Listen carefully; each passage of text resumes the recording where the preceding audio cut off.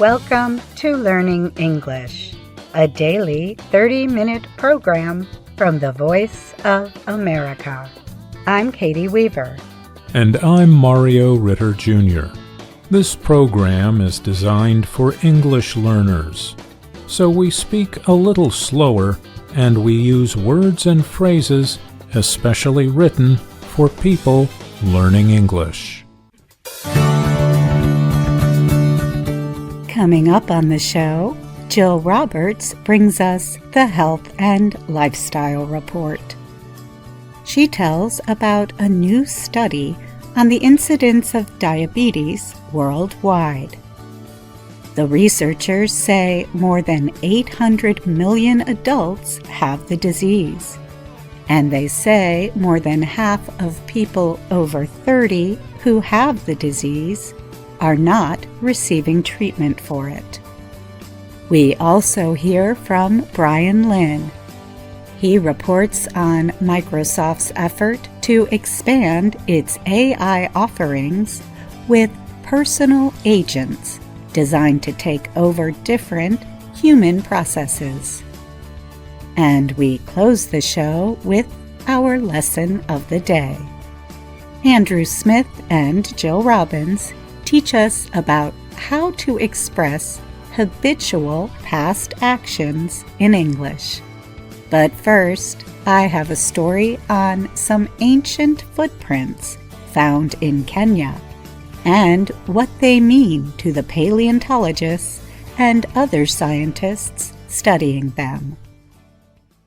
Scientists say ancient footprints left in wet dirt on a Kenyan lakeside suggests that two early human ancestors were neighbors about 1.5 million years ago.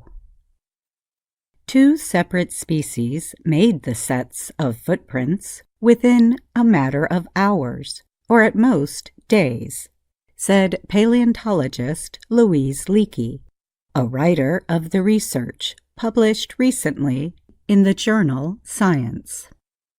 Paleontologists study fossils to learn about the history of life on Earth. Scientists already knew from earlier fossil finds that these two extinct lines of human development, called Homo erectus and Paranthropus boisei, lived about the same time in the Turkana Basin. But dating fossils is not exact. It's plus or minus a few thousand years, said paleontologist William Harcourt Smith of Lehman College and the American Museum of Natural History in New York. He was not involved in the study. Yet, with fossil footprints, there's an actual moment in time preserved, he said.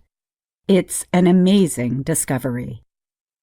Researchers found the fossil footprints in 2021 in what is today Kubafora, Kenya, said Leakey, who is based at Stony Brook University in New York. Study co-writer Kevin Hatala is a paleoanthropologist at Chatham University in Pittsburgh, Pennsylvania. He said the two species likely knew of each other's existence, whether they left the prints at the same time or a day or two apart. They probably saw each other, probably knew each other was there, and probably influenced each other in some way, Hatala said. Scientists were able to tell the difference between the two species because of the shape of the footprints. The shape of each informed researchers about the structure of the foot and how it was being used at the time. Homo erectus appeared to be walking similarly to how modern humans walk, striking the ground heel first, then moving weight over the ball of the foot and toes, and pushing off again. The other species, which was also walking upright, was moving in a different way from anything else we've seen before, anywhere else, said co-writer Erin Marie Williams-Hatala, a human development anatomist at Chatham. Among other details, the footprints suggest greater ability of movement in their big toe compared to Homo erectus or modern humans, said Hatala. Our common primate ancestors probably had hands and feet fit for grasping branches. But over time, the feet of human ancestors developed to permit walking upright, researchers say. The new study adds to a growing amount of research that suggests the change to walking on 2 feet did not happen at a single moment in a single way. Instead, there may have been a number of ways that early humans learned to walk, run, and slide on prehistoric muddy hills. It turns out there are different gait mechanics, different ways of being bipedal, said Harcourt Smith. I'm Katie Weaver.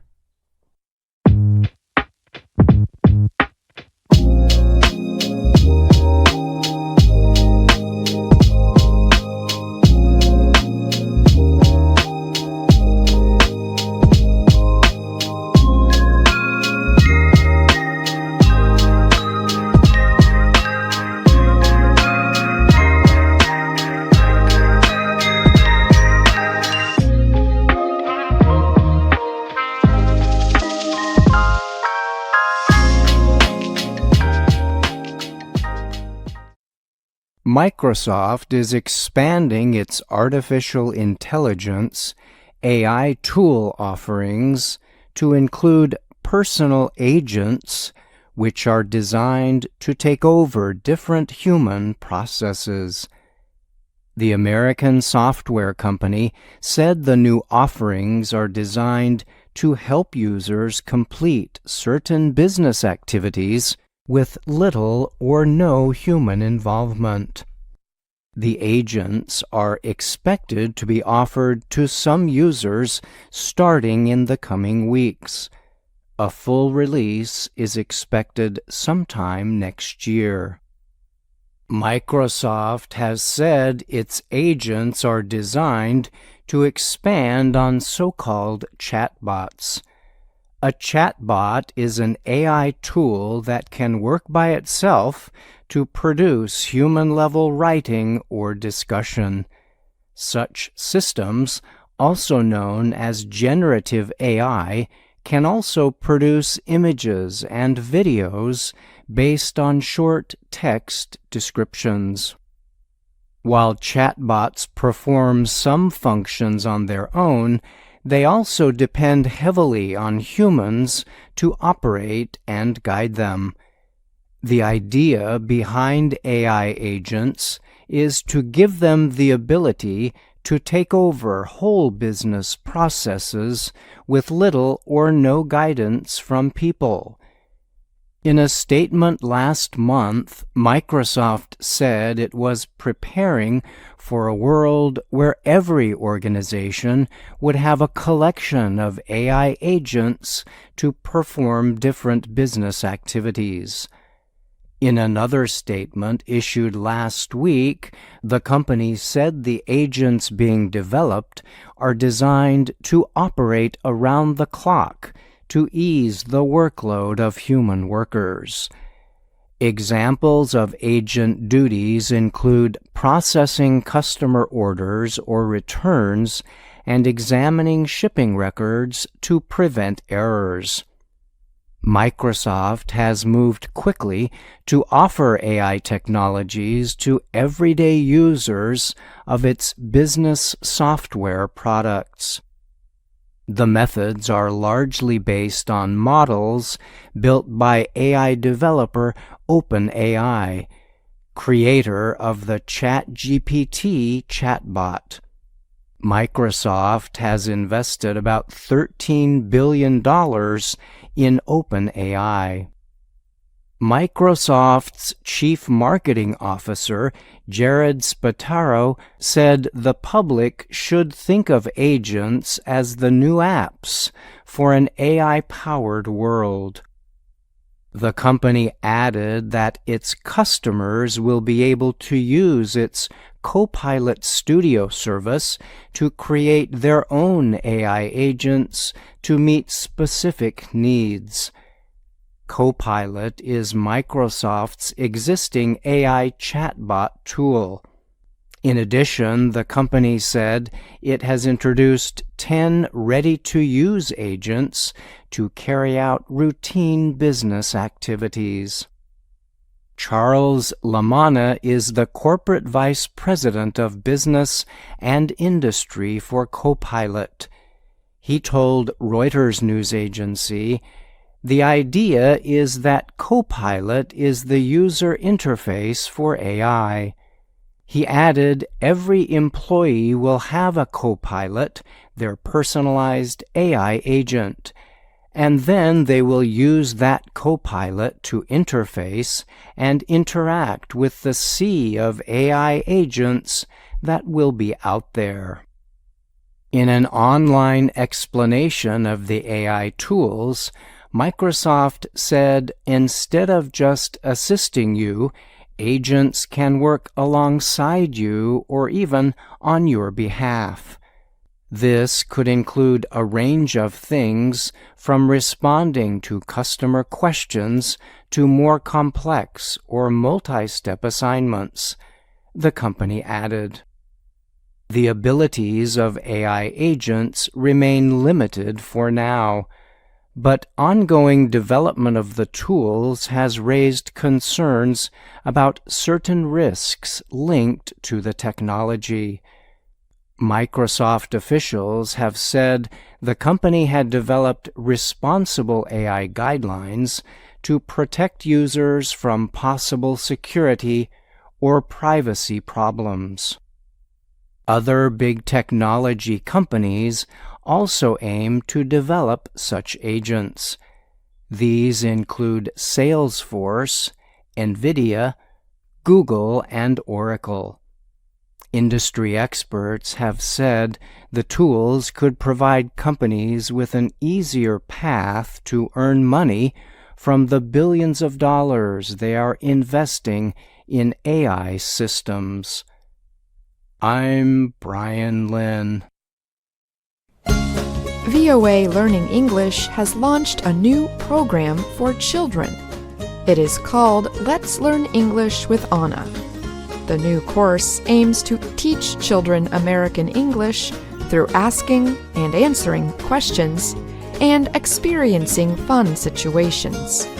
For more information, visit our website, learningenglish.voanews.com.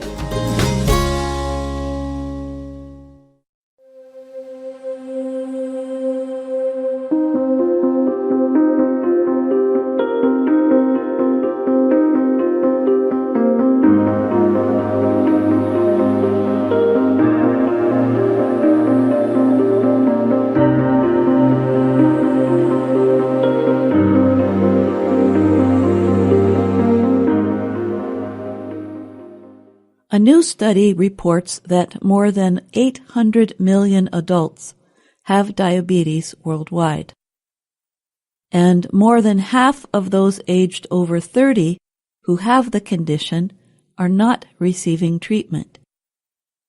Diabetes is a disease in which your blood sugar level is too high.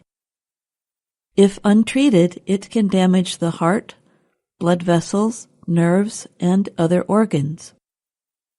The study, recently published in the publication Lancet, found that around 828 million people aged 18 and older had diabetes worldwide in 2022. Among those 30 and older, the study said 445 million, or 59%, were not receiving treatment. The study was done by the NCD Risk Factor Collaboration and the World Health Organization, or WHO. It is the first worldwide evaluation based on more than 1,000 studies involving more than 140 million people. The WHO estimated that the number of people living with diabetes worldwide rose from 200 million in 1990 to about 830 million in 2022. The study's researchers say the increase has been caused largely by rising cases in low and middle-income countries. Treatments in those countries have not kept up with the rise, while the situation has improved in some higher-income countries. WHO Director General Dr. Tedros Adhanom Ghebreyesus said in a statement that the increase shown in the study was shocking. To bring the global diabetes epidemic under control, countries must urgently take action, he said. Those actions should include policies supporting healthy diets and physical activity, as well as health systems that can prevent, identify, and treat the condition. Jean-Claude Mbanya is a professor at the University of Yaoundé 1 in Cameroon.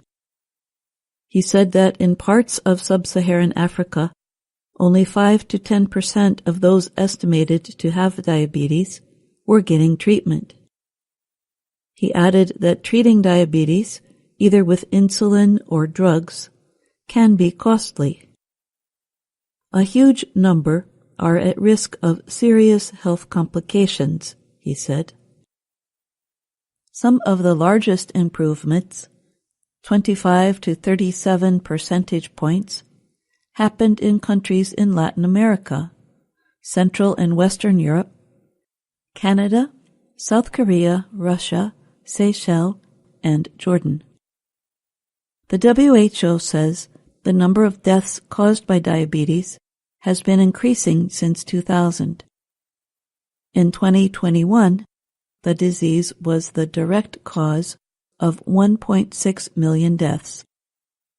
The health agency says symptoms of diabetes may happen suddenly or take many years to be noticed. They include feeling very thirsty, needing to urinate more often than usual, blurred vision, feeling tired, and losing weight. The best way to prevent or delay the illness, the WHO says, is to make lifestyle changes. For example, keeping a healthy body weight, staying active with at least 150 minutes of exercise each week, eating a healthy diet and avoiding sugar and saturated fat, and not smoking tobacco. I'm Jill Robbins.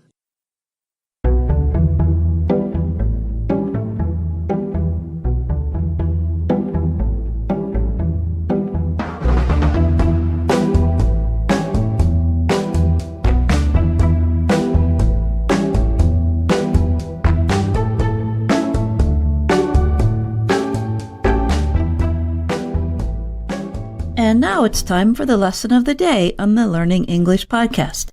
My name is Jill Robbins, and I'm joined by Andrew Smith. Hi, Andrew. Hi, Jill. Our lesson is based on our video series, Let's Learn English. The series shows Ana Mateo in her work and life in Washington, D.C. Here's Ana introducing herself. Hello, my name is Ana Mateo. On today's podcast lesson, we're going to listen to Lesson 16 of Level 2 of Let's Learn English. This lesson repeats, many times, 2 ways we can talk about things we did or experienced on a regular or habitual basis in the past.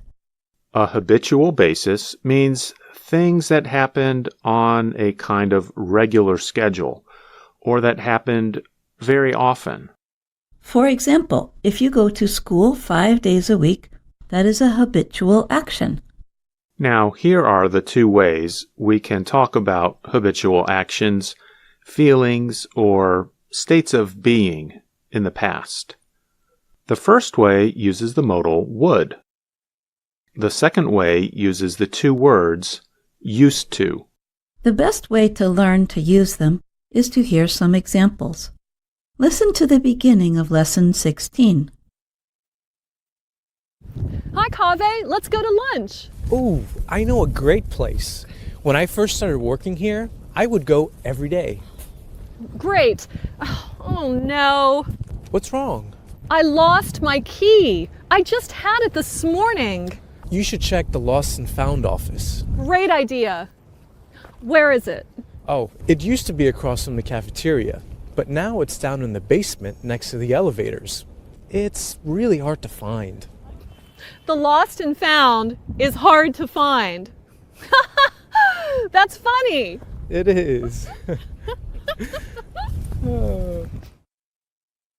You can hear the first habitual action when Kaveh says, Ooh, I know a great place. When I first started working here, I would go every day. And then Kaveh talks about another situation that existed for a period of time in the past. Oh, it used to be across from the cafeteria. Here, the words used to be just mean the same thing as the verb was. There are some small differences in how we use the modal would and the verb used to when we describe habitual past actions or experiences. Here's Professor Bott explaining these differences. I hope Anna can find the Lost and Found office. Used to and would describe something that happened repeatedly in the past. Kaveh uses would when he says, When I first started working here, I would go every day. There are two differences between used to and would. Number one, we use would only when we say the time period first.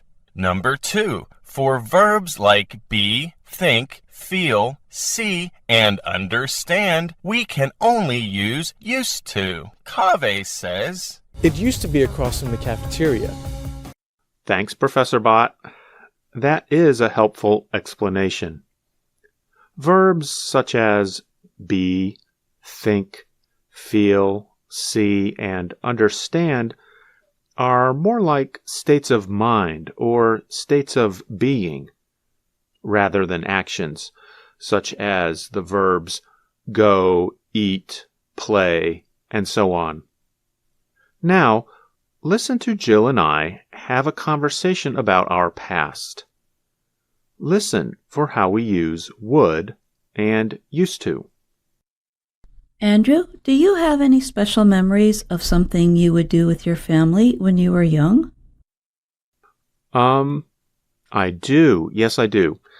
So one example is from the age of 11 until about the age of 18, I would go with my father every year to the Great Smoky Mountains National Park.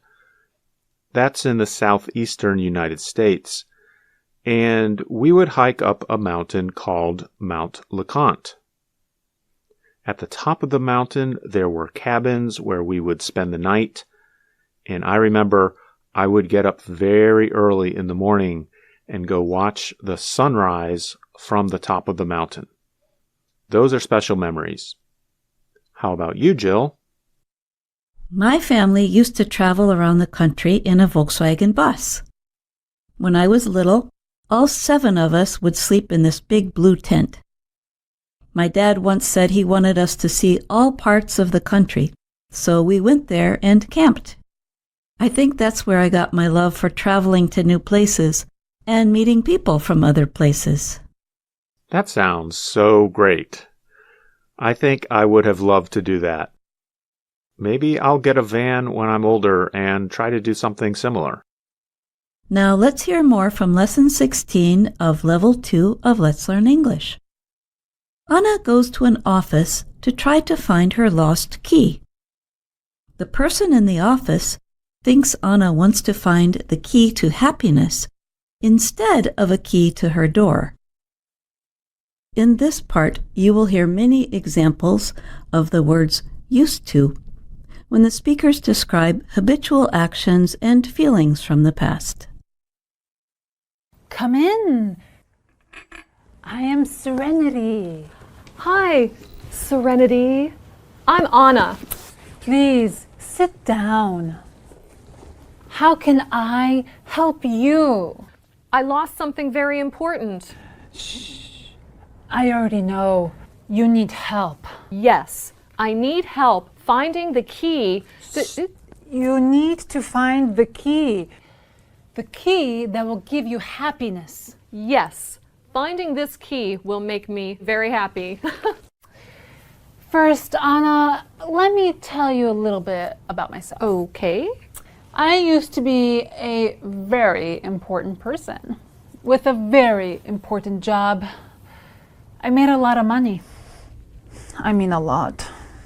Wow, good for you. No. It was bad for me. I lost the most important thing, the key. You've lost it too, haven't you, Anna? Haven't you? I guess. So, how does this work? Do I have to fill out a form or something, or? No forms. Just answer this one question. As a child, what did you used to do to feel happy? When I was little, I used to sing all the time with my family. Those were good times. Singing is so joyful. I used to sing, but now that I started my business, I've just been too busy. Too busy. Anna, why don't you sing again? I sing everywhere. I sing in the office, I sing on the metro, I sing in the elevators, I sing on the escalators, I sing in the bathroom. Serenity, serenity, I really need to find my key. Yeah. Yes, we need to find the key to happiness. No, I just need to find the key to my apartment. I used to know, but now I don't. Do you, Anna? I don't know. I think I left it in the ladies' room.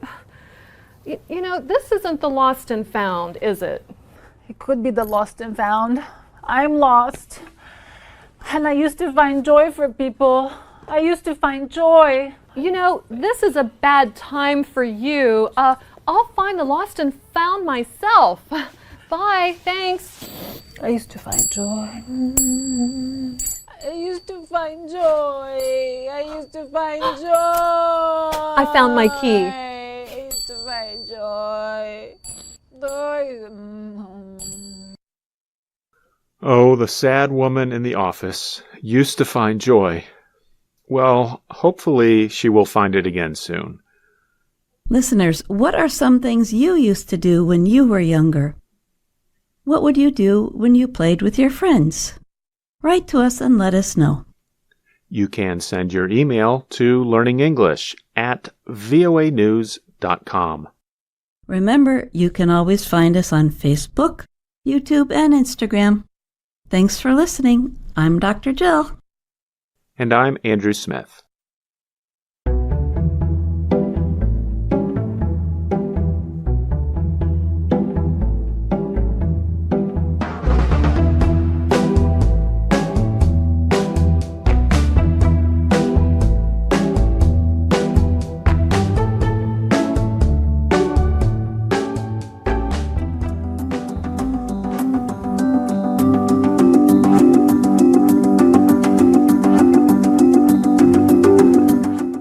That's our show for today.